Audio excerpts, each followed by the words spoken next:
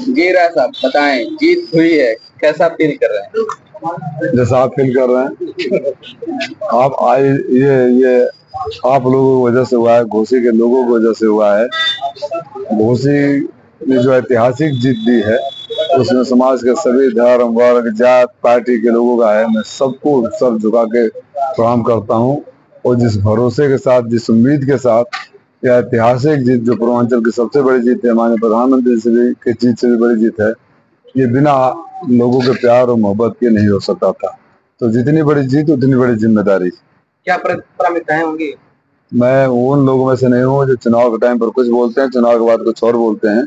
मेरा दिल, दिमाग और जुबान एक साथ चलता है। जो वादे मैंने किए थे वही प्राथमिकताएं होंगी। राजू राय बताएं, नेशनल पॉलिटिक्स में रहे, अब सरकार बनाने की जुगत चल रही है, क्या राजू राय अपना रोल वहां निभाएंगे? जहाँ जहाँ पार्टी को जरूरत पड़ेगी मैं निभा रहा हूँ और निभाऊंगा।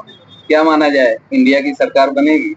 प्रयास करने में हर्ज क्या है, उम्मीद तो है। लोगों ने खारिज कर दिया बीजेपी को, लोगों ने खारिज कर दिया बीजेपी को। पूर्ण बहुमत के साथ नहीं सरकार आई, चाहे 240 सीटों सिमट गए।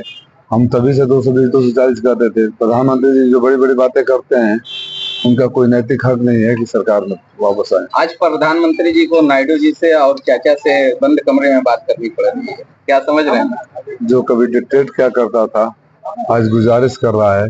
वो शख्स जो मुझसे कद में बड़ा था, देखा तो किसी और के कदमों में पड़ा था।